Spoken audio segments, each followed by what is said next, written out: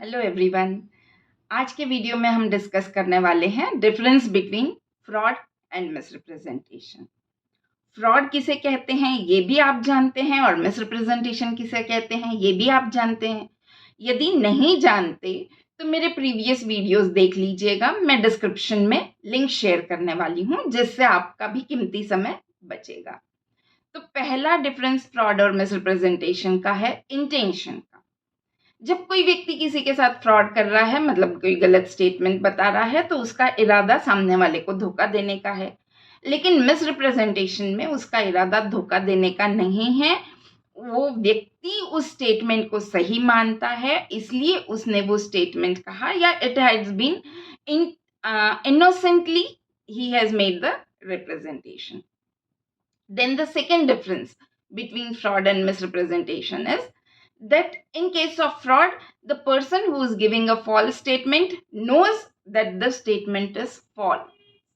But in case of misrepresentation, the person who is making the statement himself believes that the statement is true. Third is that the contract is voidable in case of fraud also and in case of misrepresentation also. But in case of fraud, the aggrieved party can claim for damages also because it has been cheated. मतलब वो penalty भी मांग सकती है क्योंकि उनके साथ धोखा किया गया है।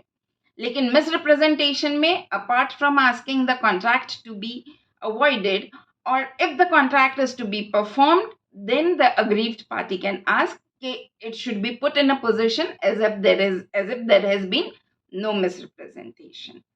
So these are some basic differences between fraud and misrepresentation. अब इसी में एक और कड़ी आगे जोड़ते हुए अब हम डिस्कस करेंगे the exceptions to section 19. Section 19 of the Indian contract act deals with voidable contract. कौन सी परिस्थिति में कॉन्ट्रैक्ट वॉइडेबल है, और हमने जब कोर्शन पढ़ा, अनड्यू इन्फ्लुएंस पढ़ा, मिसरिप्रेजेंटेशन पढ़ा और फ्रॉड पढ़ा, तो हमने ये कहा था कि द कॉन्ट्रैक्ट इज वॉइडेबल, है ना. अग्रीव्ड पार्टी जिसकी कंसेंट ये किसी भी चार चीजों का इस्तेमाल करके, किसी भी एक चीज का इस्तेमाल करके यदि कंसेंट ली गई है, तो द अग्रीव्ड पार्टी मतलब वो पार्टी जिसकी सहमति इस तरीके से ली गई है, वो चाहे तो कॉन्ट्रैक्ट तोड़ सकती है. ठीक है, तो अब हम अपवाद डिस्कस करेंगे सेक्शन 19 के. तो यदि किसी व्यक्ति की सहमति कोर्शन, मिसरिप्रेजेंटेशन या फ्रॉड का इस्तेमाल करके हुई है, तो it can avoid the contract under section 19. और यदि अनड्यू इन्फ्लुएंस का इस्तेमाल करके किसी की कंसेंट ली गई है, तो वो व्यक्ति can avoid the contract under section 19A.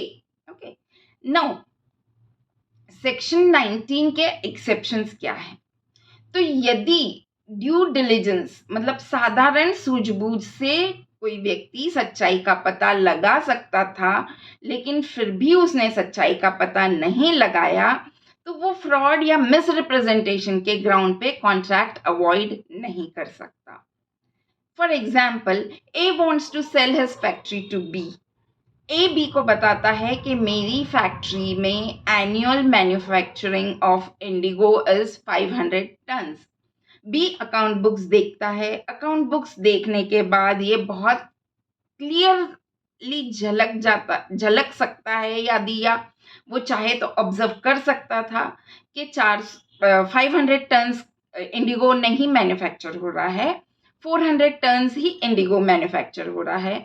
इसके बावजूद वो कॉन्ट्रैक्ट कर लेता है बी ए के साथ. तो बाद में बी मिसरिप्रेजेंटेशन या फ्रॉड के ग्राउंड पे ये कॉन्ट्रैक्ट अवॉइड नहीं कर सकता. Second situation where a person cannot avoid the contract on the ground of fraud or misrepresentation. So this statement should have induced the other person to enter into the contract. मतलब जो representation हुआ उसकी वजह से यदि सामने वाले व्यक्ति ने कॉन्ट्रैक्ट किया है, तो ही वो मिसरिप्रेजेंटेशन या फ्रॉड के ग्राउंड पे कॉन्ट्रैक्ट अवॉइड कर सकता है, अदरवाइज नहीं. Third situation where the contract cannot be avoided if the consent has been induced by coercion, fraud or misrepresentation is when the rights of third parties are involved in it. मान लीजिए कि third party ने वो goods खरीद लिए और उन्होंने उस गुड्स की कीमत दे के खरीदे हैं एंड गुड फेथ में लिए हैं, मतलब थर्ड पार्टी को ये नहीं पता कि ये कॉन्ट्रैक्ट वॉइडेबल था और उसके बावजूद थर्ड पार्टी के अभी उसमें इंटरेस्ट इन्वॉल्व हो गया है, तो ऐसी परिस्थिति में the contract will the court will tell that now this contract cannot be rescinded. And the next situation in which the contract cannot be rescinded is that if suppose the subject matter is not as it was when the contract had entered into.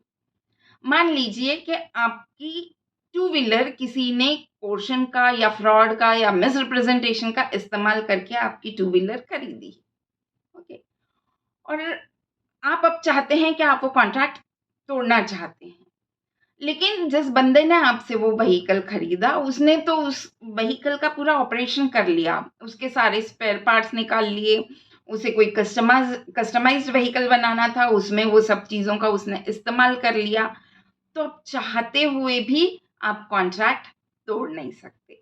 तो these are the exceptions to section 90। तो आज की video में इतना ही। आगे के लिए kindly stay tuned. Thank you.